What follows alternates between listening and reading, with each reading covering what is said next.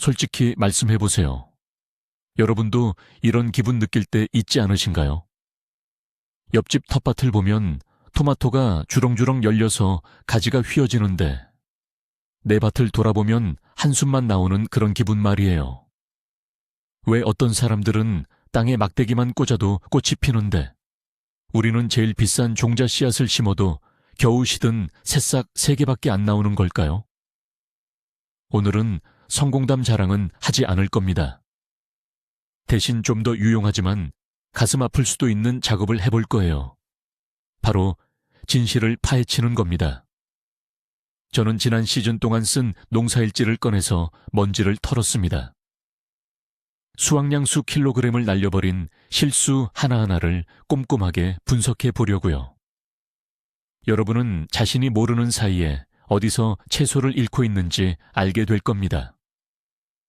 그리고 어쩌면 이 솔직한 이야기가 다음 시즌을 대참사에서 구할 수도 있죠.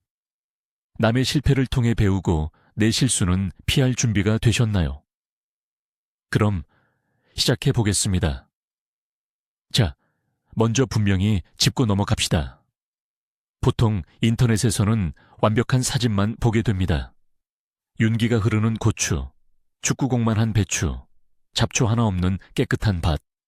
하지만 화면 뒤에는 땀, 아픈 허리, 그리고 가장 중요한 좌절감이 숨겨져 있습니다.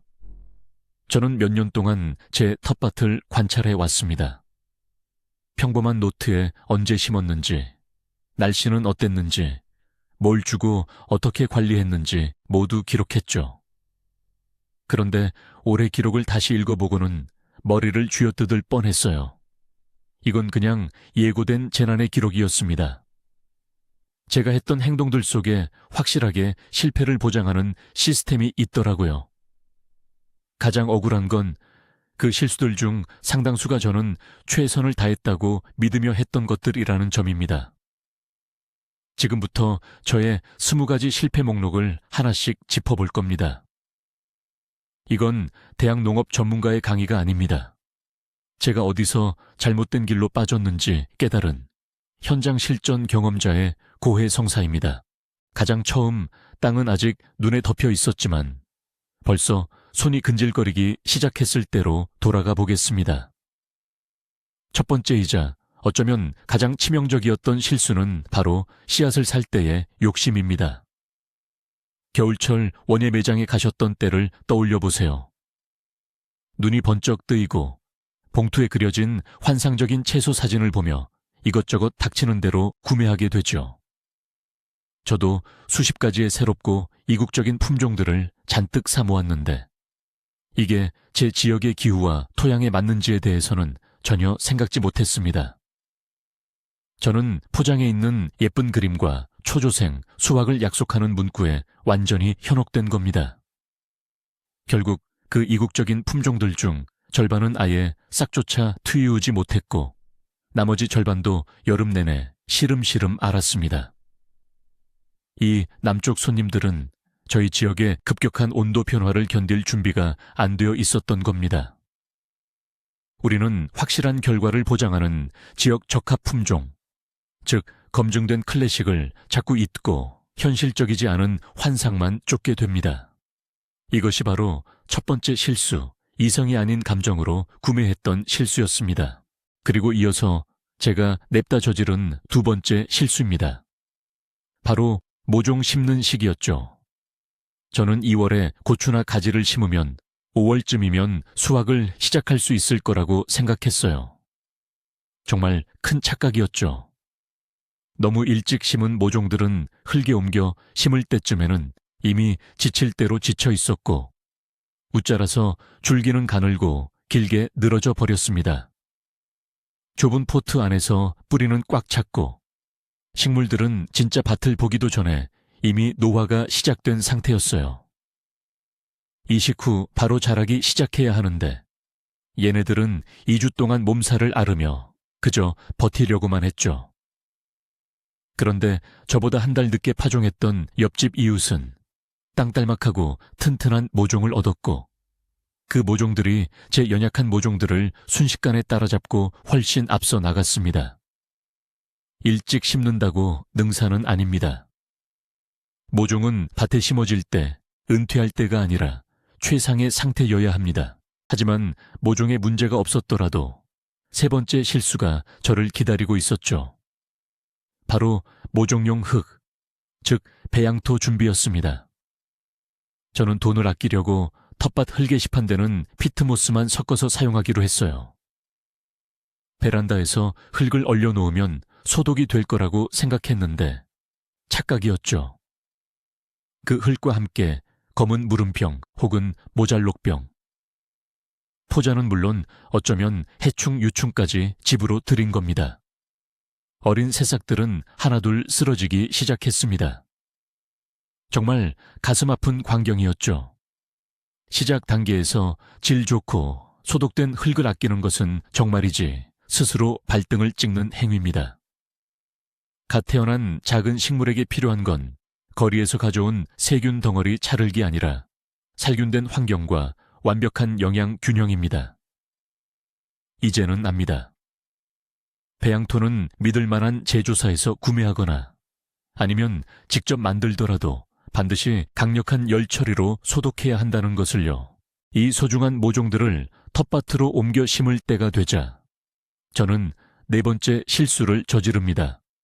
바로 순화 훈련을 게을리한 것입니다. 바깥 기온이 따뜻하니 바로 햇볕에 내놓아도 괜찮을 거라고 생각했죠. 그 결과요? 첫날 저녁도 되기 전에 잎이 타버리는 엽소 현상이 나타났습니다. 그동안 식물 등이나 창문 유리를 통해 약한 빛만 봐왔던 모종의 잎이들은 강한 자외선에 대한 방어 능력이 전혀 없었습니다.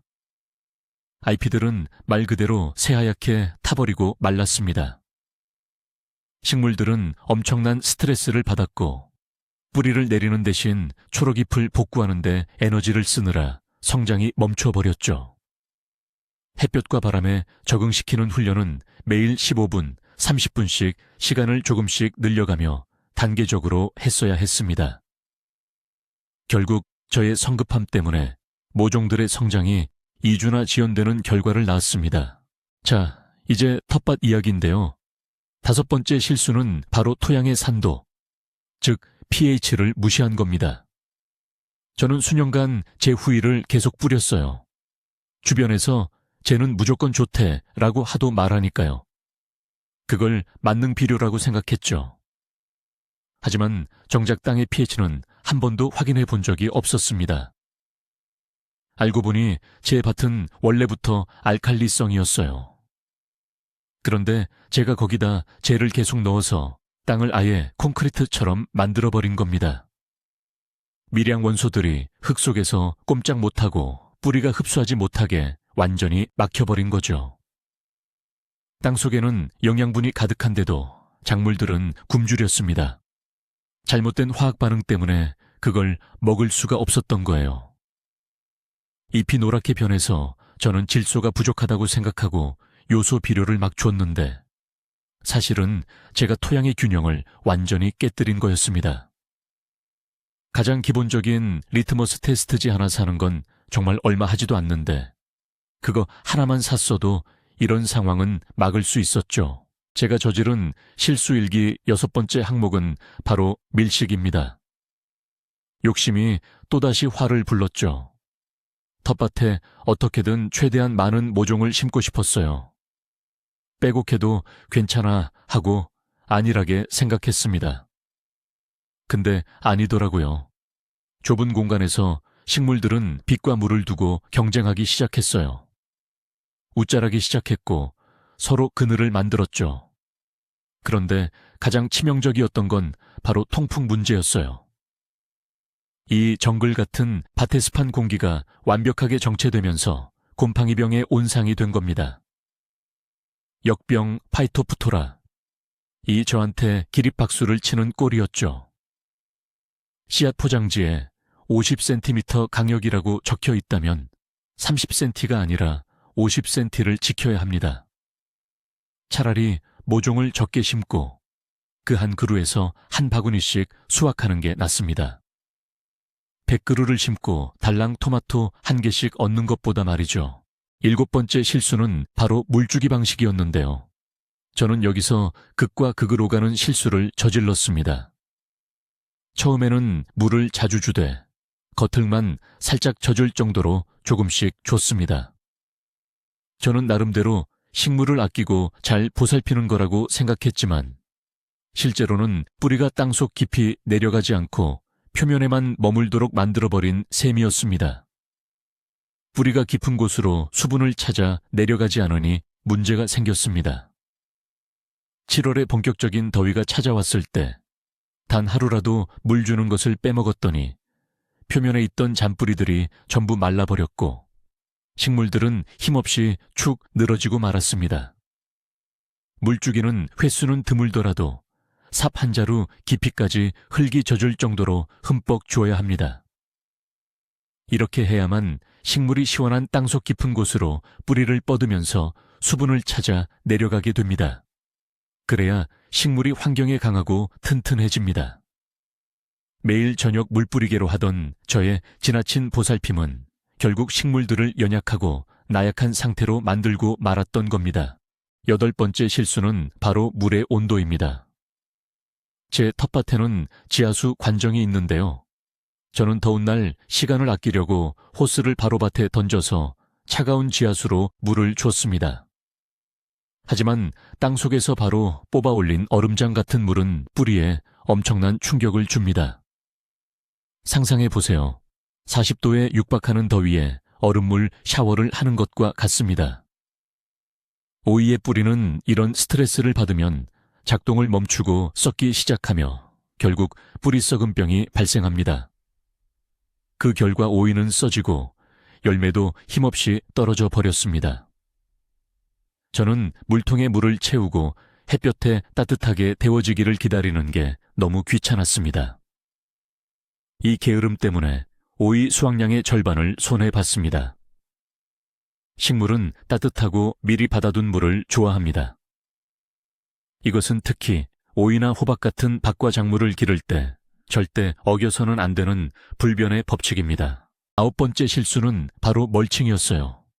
아예 안 하거나 아니면 잘못 적용했던 거죠.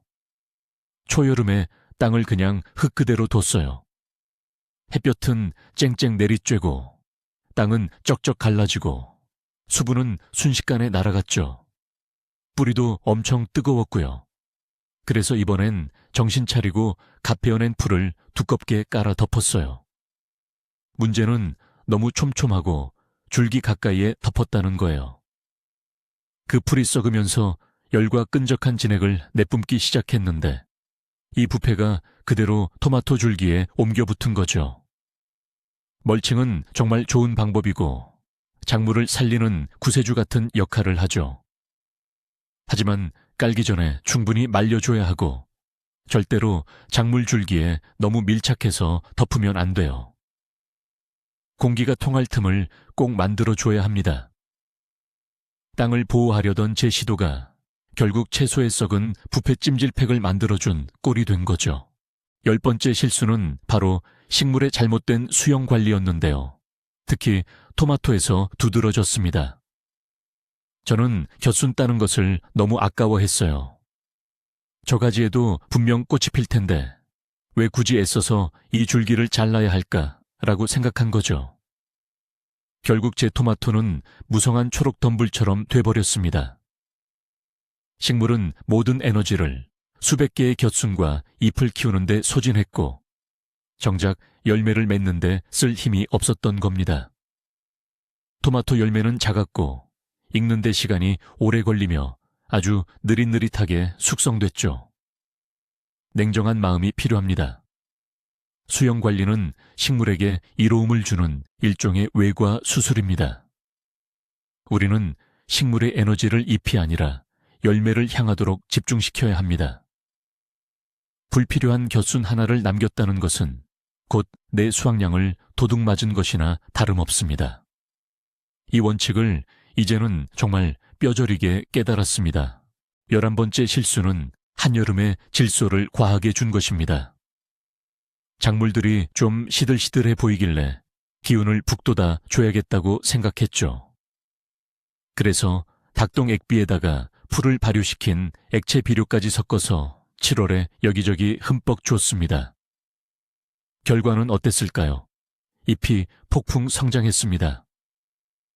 ip들은 어마어마하게 커지고 짙은 녹색에 아주 윤기가 흐르면서 두꺼워졌습니다. 멋있다고요? 아닙니다. 작물들이 소위 말하는 도장 투창을 시작한 겁니다. 이것들은 이제 살만하네 하고는 후손, 즉 열매 생각은 잇고 잎만 키우기로 결정한 것입니다. 꽃은 더 이상 피지 않았고 이미 달렸던 열매들도 다 떨어져 버렸죠. 질소는 성장을 시작하는 봄에 필요합니다. 열매를 맺는 시기에는 칼륨과 인산이 필요하죠. 저는 가장 중요한 시기에 제 손으로 작물의 프로그램을 열매 맺기에서 ip 키우기로 바꿔버린 셈입니다.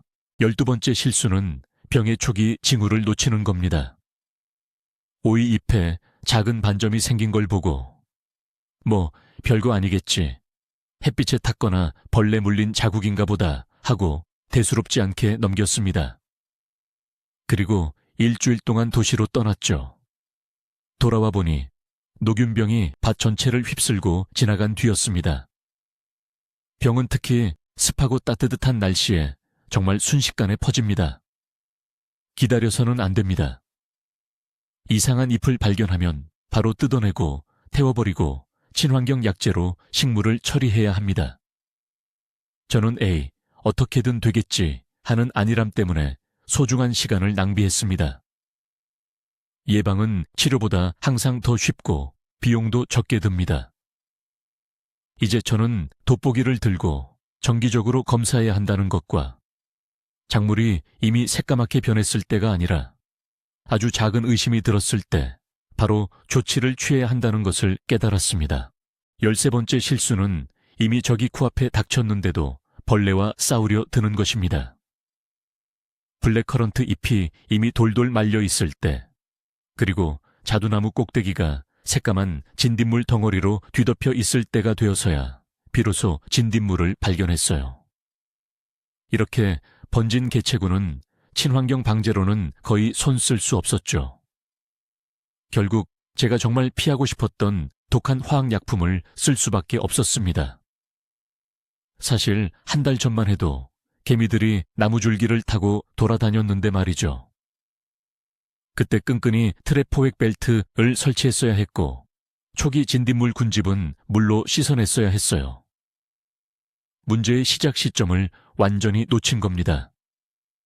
해충은 기하급수적으로 번식합니다. 만약 눈에 띄는 벌레가 단 한 마리라면 그 주변에는 이미 수백 마리의 새끼들이 숨어 있다는 뜻입니다. 반응은 즉각적이어야 합니다. 14번째 실수는 바로 잡초 관리입니다. 시즌 초반에 제가 너무 방심했어요.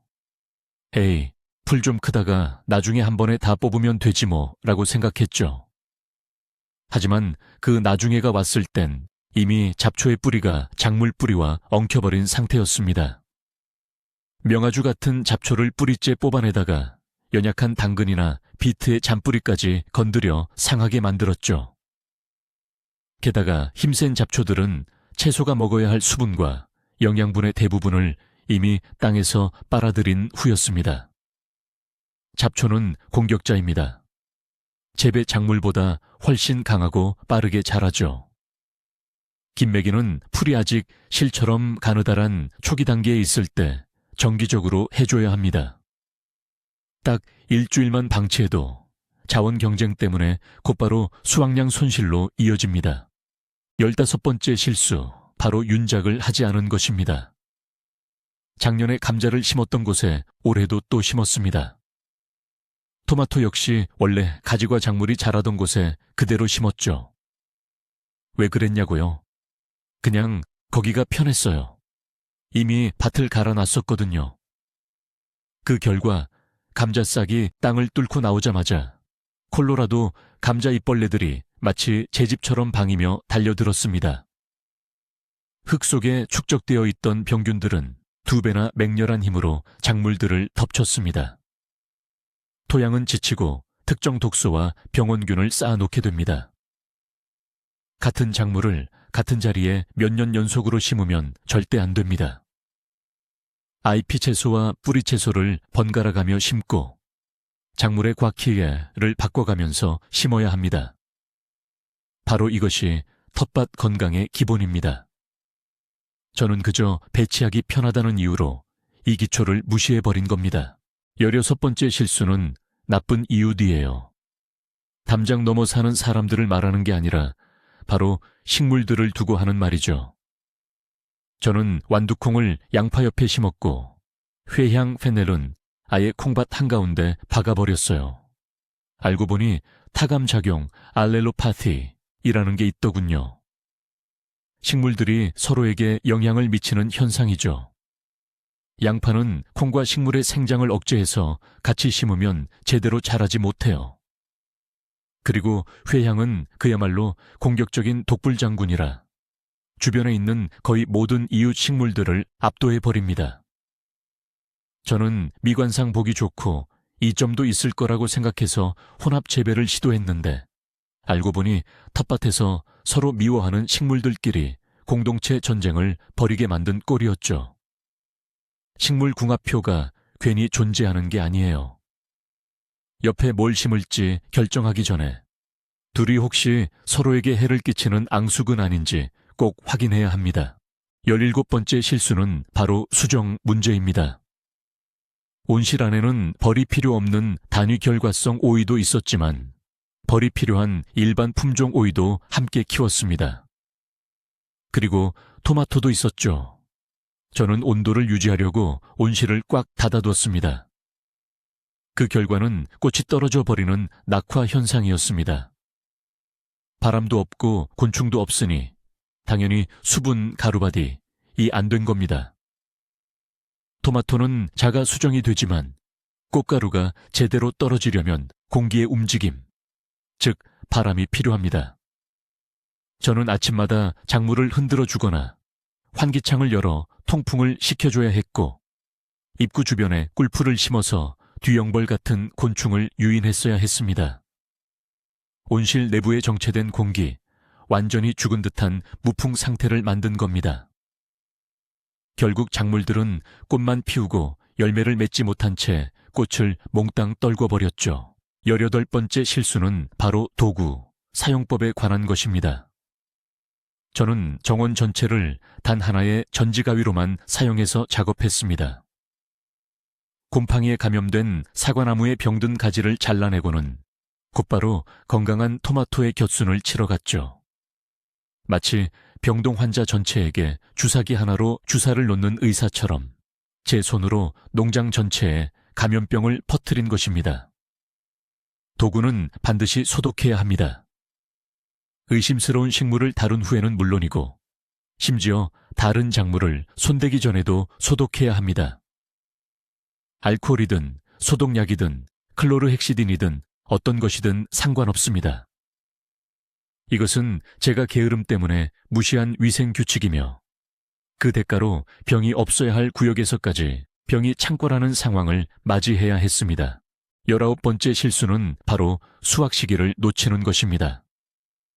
저는 주키니를 어뢰처럼 엄청나게 크게 자랄 때까지 기다렸죠. 이야, 대단한 수확이네 라고 혼자 생각했지만 사실은 이 거대한 열매가 익어가는 동안 포기는 모든 에너지를 그 하나에 쏟아붓느라 더 이상 새 열매를 맺지 않았습니다. 그렇게 커진 주키니는 속이 솜처럼 푸석푸석해지고 껍질은 질겨지며 씨앗만 커졌죠. 맛도 없고 비효율적입니다. 채소는 어릴 때, 즉 적정 성숙기에 수확해야 합니다. 그래야 식물이 새로운 열매를 계속 맺도록 자극할 수 있어요. 자주 수확할수록 더 많이 열리는 법이죠. 하지만 제가 세운 크게 키우기 기록은 결국 전체 수확량만 떨어뜨리는 결과를 낳았답니다.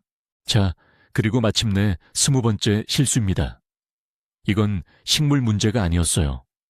이건 바로 제 문제였습니다. 저는 너무 무리해서 일했습니다. 쉴 틈을 주지 않았고 주말 농장을 공장의 두 번째 교대 근무처럼 만들어버렸죠. 8월쯤 되니까 너무 지쳐서 이제 그 토마토들이 필요하지도 않았어요. 오히려 미워했죠. 완전히 번아웃된 겁니다. 마지막 방제를 해야 할 때, 저장고를 준비해야 할 때, 풋거름을 뿌려야 할 때가 왔지만 저는 완전히 손을 놓았고 모든 것을 되는 대로 내버려 두었습니다. 텃밭 가꾸기는 기쁨이 되어야 합니다. 휴식 공간을 계획해야 하고 모든 것을 완벽하게 하려고 하지 않아도 된다는 것을 스스로에게 허락해야 합니다. 지친 정원사는 좋은 정원사가 될 수 없습니다. 가장 중요한 실수는 바로 이것입니다. 우리는 살기 위해 채소를 기르는 것이지 채소 때문에 사는 것이 아니라는 사실을 잊는 것입니다. 이렇게 해서 오늘 리스트가 완성됐습니다. 20가지 항목, 이번 시즌 저를 머리 아프게 만들었던 20가지 시행착오들이죠. 아마 이 이야기들을 들으면서 아, 내 얘기인데? 하고 공감하신 분들도 계실 거예요. 여러분, 전혀 이상한 게 아닙니다. 실수는 끝이 아니라 오히려 성장의 발판이 되거든요. 이제 저는 마구잡이로 씨앗을 뿌리지 않을 거고요. 좋은 흙을 사서 점적 관수 시설을 정비하고 전정가위도 꼼꼼히 소독할 겁니다. 이런 부정적인 경험이야말로 수십 번의 성공적인 시즌보다 훨씬 더 값지다고 생각합니다. 바로 생각하고 분석하게 만드는 힘이 있기 때문이죠. 여러분이 이 목록 중에서 내년에 단 3가지 실수만 개선하셔도 수확량은 30% 이상 늘어날 거라고 제가 확신합니다. 끝까지 시청해 주셔서 정말 감사합니다. 저의 이런 솔직한 고백이 여러분께 도움이 되셨기를 바랍니다. 다음 시즌에 제가 이 모든 실수들을 어떻게 고쳐나가는지 궁금하시다면 채널 구독과 알림 설정도 꼭 부탁드립니다. 자, 이제 여러분께 질문 드릴게요. 이 실수들 중 여러분이 보기에 가장 억울하거나 속상했던 실수는 무엇인가요? 아니면 여러분만의 특별한 노하우 혹은 역대급 실수가 있다면 댓글로 꼭 알려주세요. 다 같이 농사 시행착오 백과사전을 함께 만들어 봅시다. 모두 풍성한 수확 거두시길 바라며 다음 영상에서 만나요.